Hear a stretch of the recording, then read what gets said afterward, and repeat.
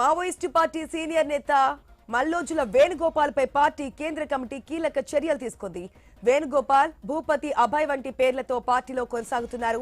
అభయ్ పేరుతో ప్రకటనలు విడుదల చేస్తున్నారు. ఇటీవల మావోయిస్టు పార్టీ కేంద్ర కమిటీ అధికార ప్రతినిధి హోదాలో మల్లోజుల వేణుగోపాల్ అభయ్ పేరుతో తన ఫోటో పెట్టుకుని మరీ ప్రకటన ఇచ్చారు.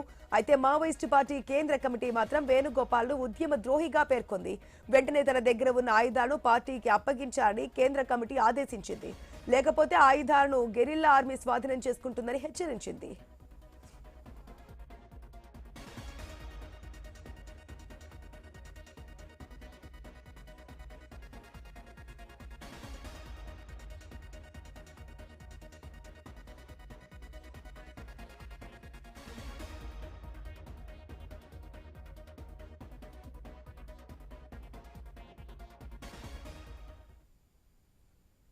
రైట్, ఏదైతే మల్లోజుల వేణుగోపాల్ పై పార్టీ కేంద్ర కమిటీ కీలక చర్యలు తీసుకున్నట్టు తెలుస్తుంది. ఏదైతే అతని దగ్గర ఉన్న ఆయుధాలు ఉన్నాయో ఆ ఆయుధాలన్నింటినీ కూడా కేంద్ర కమిటీకి అప్పగించాలంటూ కూడా ఆదేశాలు జారీ చేస్తుంది. ఒకవేళ ఇవ్వకపోతే గనుక ఆయుధాలను గెరిల్లా ఆర్మీ స్వాధీనం చేసుకుంటుందంటూ కూడా హెచ్చరించినట్టు తెలుస్తుంది. అప్డేట్స్ మా ప్రతినిధి నవీన్ ద్వారా తెలుసుకుందాం.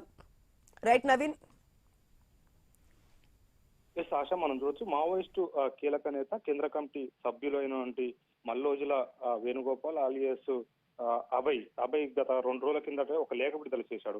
మావోయిస్టు పార్టీ చర్చలకు సిద్ధంగా ఉంది అని కాకుండా పూర్తిగా మేము లొంగిపోవడానికి సిద్ధంగా ఉన్నాం, మా ఆయుధాలు మొత్తం కూడా అప్పచెప్తాం, అంతేకాకుండా మా ఉద్యమానికి ఇప్పటితో స్వస్తి పలుకుతాం అని చెప్పేసి కూడా ఒక లేఖ విడుదల చేశాడు. అది పార్టీకి పూర్తిగా వ్యతిరేకంగా తన వ్యక్తిగతంగానే పార్టీ సంబంధం లేకుండా లేఖ విడుదల చేశారని మావోయిస్టు 2 రోజుల కిందట లేఖ విడుదల చేశారు. ప్రస్తుతానికి మావోయిస్టు సీనియర్ నేతగా ఉన్నటువంటి మల్లోజుల వేణుగోపాల్ ఆలియాస్ భూపతి ఆలియాస్ అభయ్ పై మాత్రం పార్టీ వేటు వేసిందని చెప్పుకోవచ్చు. పార్టీ అతన్ని ద్రోహిగా నిర్ధారిస్తూ ఒక లేఖ విడుదల చేసింది. పార్టీ అతన్ని ఒక ద్రోహిగా, అంటే పార్టీ మావోయిస్ట్ పార్టీలో ఎప్పుడు కూడా కేంద్ర కమిటీ నాయకులను ద్రోహిగా ఎప్పుడు కూడా చూడలేదు. అలాంటి ఇప్పుడు అలాంటి సమయం వచ్చిన పరిస్థితి కాబట్టి ద్రోహిగా వేణుగోపాల్ని ఆలియాస్ భూపతిపై అయితే పార్టీ ద్రోహిగా అయితే ముద్ర వేసిన పరిస్థితి మనం చూడొచ్చు. అయితే ఆ వేణుగోపాల్ దగ్గర ఉన్నటువంటి వెపన్స్ మొత్తం కూడా, అంటే మావోయిస్టు సంబంధించినటువంటి ఆయనకు ఒక గన్మెన్లు ఇంకా ఉంటారు, అంతేకాకుండా ఆయన చుట్టూ ఒక 5-6 దళాలు ఉంటాయి కాబట్టి ఆ దళాలతో పాటు ఆయన దగ్గర కూడా ఉన్న ఆయుధాలను మొత్తం కూడా పార్టీకి అప్పజెప్పాలని చెప్పేసి కూడా పార్టీ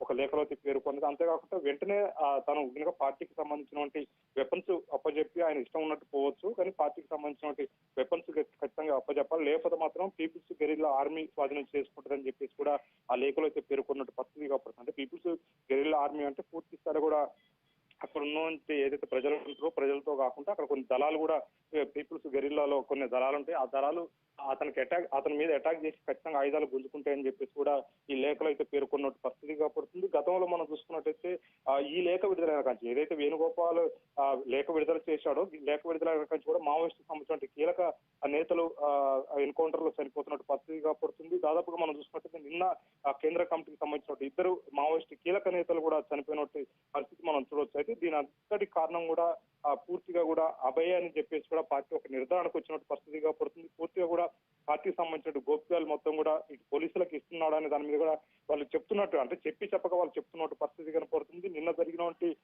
ఎన్కౌంటర్ లో 2 కూడా కేంద్ర కమిటీకి సంబంధించినటువంటి 2 నాయకులు కూడా కీలక నేతలు కూడా చనిపోయినట్టు పరిస్థితి మనకు కనపడుతుంది. ఈ నేపథ్యంలో పార్టీ అతను ఒక ద్రోహిగా ముద్ర వేశారు. అంతేకాకుండా వికల్ కూడా నిన్న జరిగిన ఎన్కౌంటర్ లో వికల్ చనిపోయాడు. వికల్ ఇతని మీద లేఖ కూడా విడుదల చేశాడు. అభయ్ మీద 2 రోజుల కిందట లేఖ విడుదల చేశాడు. ఇతను ఆ పార్టీకి ద్రోహిగా మారాడని చెప్పేసి వికల్ లేఖ విడుదల చేసిన 24 గంటలు గడవ ముందుకు వికల్ని అయితే కేంద్ర ప్రభుత్వం ఎన్కౌంటర్ చేసినట్టు పరిస్థితి కనపడుతుంది. పూర్తి స్థాయిలో కూడా పార్టీకి సంబంధించినటువంటి కేంద్ర కమిటీ నాయకుల మీద టార్గెట్ చేస్తుంది. పార్టీకి సంబంధించిన గోప్యం కానీ పార్టీకి సంబంధించిన సీక్రెట్స్ మొత్తం కూడా ఎవరో లీక్ చేస్తున్నారని చెప్పేసి చెప్తున్నారు. అందులో మల్లోజుల ఇతనిపై అయితే వేటు వేసిన పరిస్థితి కాబట్టి అభయ్ పై అయితే పార్టీ మాత్రం వేటు వేసింది. ఎందుకంటే పూర్తి స్థాయిలో కూడా పార్టీకి సంబంధించినటువంటి ఏదైతే ఉంటాయో సీక్రెట్స్ మొత్తం కూడా బయటకు తెలిసిపోతున్నాయని చెప్పేసి కూడా చెప్తున్నారు. అంతేకాకుండా ఈయన ఒక లేఖ కూడా విడుదల చేశాడు. గతంలో చూసుకున్నట్టయితే పార్టీ ఆయుధాలు వదిలేస్తుంది, మావోయిస్ట్ పార్టీ ఆయుధాలు లేకుండా ఉద్యమాన్ని కూడా వదిలేస్తుందని చెప్పేసి కూడా ఒక లేఖ విడుదల చేసిన, అది పూర్తిగా ఆయన వ్యక్తిగతంగా విడుదల చేసిన లేఖ అని చెప్పేసి కూడా పార్టీ పరిగణనలో తీసుకుని ఒక లేఖ విడుదల చేసిన, ఆయన ఏ ప్రకటన కూడా చేసిన అభయ్ పేరుతోటి ఆ కేంద్ర కమిటీ అధికార ప్రతినిధి అభయ్ పేరుతోటి ఎలాంటి లేఖలు వచ్చినా వేణుగోపాల్ పేరు కానీ లేదా భూపతి పేరుపై అంటే ఎలాంటి లేఖలు వచ్చినా అది పరిగణనలో తీసుకోవద్దు, అతనికి పార్టీకి సంబంధం లేదని చెప్పేసి కూడా మావోయిస్ట్ కేంద్ర కమిటీ ఒక కీలక నిర్ణయం తీసుకున్నట్టు పరిస్థితి కనపడుతుంది. ఆటోమేటిక్ గా అంటే ఇప్పుడు చూసుకున్నట్టయితే పార్టీ నుంచి బహిష్కరించినట్టు చెప్పుకోవచ్చు. ఎందుకంటే ఆయుధాలను ఖచ్చితంగా అప్పచెప్పాలి, లేదంటే గుంజుకుంటారు, అంటే పీపుల్స్ గెరిల్లా ఆర్మీ వాళ్ళ దగ్గర నుంచి స్వాధీనం చేసుకుంటుందని చెప్పేసి కూడా చెప్పారంటే పూర్తిగా ఈయనకి ఇప్పుడున్నటువంటి వేణుగోపాల్ అలియాస్ భూపతి అలియాస్ అభయ్కి అయితే పార్టీకి సంబంధం లేనట్టు చెప్పుకోవచ్చు. ఎందుకంటే పార్టీ పూర్తి స్థాయిలో కూడా వీళ్ళని వేటేసిందని చెప్పుకోవచ్చు. పూర్తిగా ఆయన దగ్గర ఉన్న ఆయుధాలను మాత్రం అక్కడ ఉన్నటువంటి ఎవరైతే ఉంటారో వాళ్ళకి అప్పచెప్పాలి తప్ప పార్టీకి అప్పచెప్పి తను ఎటైనా పోవచ్చు అని చెప్పేసి కూడా చెప్తున్నారు. పూర్తి స్థాయిలో కూడా ఒక ద్రోహిగా ఈ వేణుగోపాల్ పాల్ అయితే ముద్ర వేసిన పరిస్థితి కప్పుతుంది. అంటే మావోయిస్ట్ పార్టీలో ఇలాంటి చర్యలు ఎప్పుడూ లేవు. ఎందుకంటే చిన్న చిన్న దళ సభ్యులు కానీ దళ కమాండర్ల మీద పార్టీ వేటు వేసేది, వాళ్ళు ఏదైనా సొంత కార్యక్రమాలకు ఇంటికి పోవడం లేదా జరిగితే పార్టీకి చెప్పుకుంటూ పోతే ఇలాంటి వ్యక్తులపై వేటు వేసేది. కానీ ఇప్పుడు కేంద్ర కమిటీలో కీలక నేతగా ఉన్నాడు ఆయన. కేంద్ర కమిటీ అధికార ప్రతినిధిగా లేఖలు కూడా గత కొన్ని సంవత్సరాల నుంచి కూడా విడుదల చేస్తున్నాడు అభయ్ అనే పేరుతో. అతని మీద పార్టీ మాత్రం వేటు వేసిందని చెప్పుకోవచ్చు. కేంద్ర కమిటీలో ఉన్నటువంటి ఆ కీలక నేతలు చనిపోవడానికి కూడా కారణం ఆ వేణుగోపాల్ అని చెప్పేసి కూడా వాళ్ళు చెప్పకని చెప్తున్నట్టు పరిస్థితిగా పడుతుంది. ఎందుకంటే నిన్న ఇతని మీద లేఖ విడుదల చేశారు. కేంద్ర కమిటీ సభ్యులు నిన్న లేఖ విడుదల చేసిన 24 గంటలనే వాళ్ళిద్దరిని కూడా, అంటే కేంద్ర కమిటీలో ఉన్న కీలక నేతలను ఇద్దరిని కూడా నిన్న ఎన్కౌంటర్ చేశారు. ఇదంతటికి కారణం కూడా ఇతనే అని చెప్పేసి కూడా భావిస్తున్నట్టు పరిస్థితి కాబట్టి ఈ నేపథ్యంలో అతన్ని పార్టీ నుంచి బహిష్కరించడం, అంతా కూడా పార్టీకి సంబంధం లేకుండా ఉండడం, అతనికి సంబంధించినటువంటి ఏదైతే ఆయుధాలు ఉన్నాయో దగ్గర ఉన్న ఆయుధాలు మొత్తం కూడా అప్పచెప్పి ఆయన ఎటన్నా పోవచ్చు, ఆయన కానీ ఆయన చర్యలు కానీ వాళ్ళు ఎక్కడికైనా వెళ్ళిపోవచ్చు, కానీ పార్టీకి మాత్రం ఆయుధాలు ఖచ్చితంగా అప్పచెప్పాలి. పార్టీకి అతనికి ఈ రోజు నుంచి ఎలాంటి సంబంధం లేదు, అతను ఎలాంటి లేఖలు విడుదల చేసినా అది పార్టీకి సంబంధం లేదని చెప్పేసి కూడా మావోయిస్ట్ అయితే పేర్కొన్నట్టు పరిస్థితి కనపడుతుంది. పూర్తి స్థాయి కూడా మావోయిస్టులు ఇలాంటి కారణాలు రావడంతో ఇదే ఫస్ట్ అని చెప్పుకోవచ్చు. ఎందుకంటే ఎప్పుడు కూడా పార్టీలో ఇలాంటి వ్యక్తిగతంగా ఉన్నటువంటి అటాకులు కానీ ఇలాంటి పూర్తి స్థాయిలో కూడా పార్టీకి కేంద్ర కమిటీలో ఉంటే కీలక నేతలు లాంటి వాళ్ళు పార్టీకి ద్రోహం చేయడం అనేది ఫస్ట్ టైం అని చెప్పుకోవచ్చు. ఎందుకంటే ఈ మధ్య కాలంలో పార్టీలో ఉన్న చిన్న చిన్న దళ సభ్యులు కానీ లొంగిపోయిన వాళ్ళు ఏదో డబ్బుకు ఆశపడి పార్టీకి ద్రోహం చేస్తారు. కానీ అలాంటి కాకుండా కేంద్ర కమిటీలో కీలక నేతగా ఉన్నట్టు వేణుగోపాల్ అలియాస్ భూపతి ఇలాంటి పార్టీ ద్రోహిగా మారడం అనేది మావోయిస్టు ఒక ముద్ర వేయడం, అంతేకాకుండా ఆయన మీద ఒక లేఖ విడుదల చేశారు. ఆయన ద్రోహినగానే పరిగణలోకి తీసుకున్నట్టు పరిస్థితి కాబట్టి ఇప్పటికైనా పోలీసులకు టచ్ లో ఉన్నారని చెప్పేసి కూడా పార్టీ భావిస్తుంది. ఎందుకంటే గతంలో ఎప్పుడు కూడా మావోయిస్ట్ పార్టీ లేఖ విడుదల చేసినప్పుడు కేంద్ర కమిటీ స్థాయిలో ఉన్నటువంటి నాయకుల ఫోటోలు ఎప్పుడు కూడా ఆ నోటు మీద, ప్రెస్ నోటు మీద ఎప్పుడు కూడా ముద్రించారు. అలాంటి సమయంలోనే అంటే ఇంత ఉత్కంఠంగా ఇట్లా భయంకరంగా ఎన్కౌంటర్లు జరుగుతున్న ఒక నిర్బంధం ఉన్న సమయంలో ఆయన ఫోటోను పెట్టుకొని ఆయన ఒక లేఖను విడుదల చేశాడు. కేంద్ర కమిటీ అధికార ప్రతినిధితో మావోయిస్ట్ పార్టీ తుపాకులు వదిలేస్తుంది, మావోయిస్ట్ పార్టీ ఉద్యమాన్ని తాత్కాలికంగా వదిలేస్తుంది, మాతోటి చర్చలు జరపండి. ఆ చర్చలు కూడా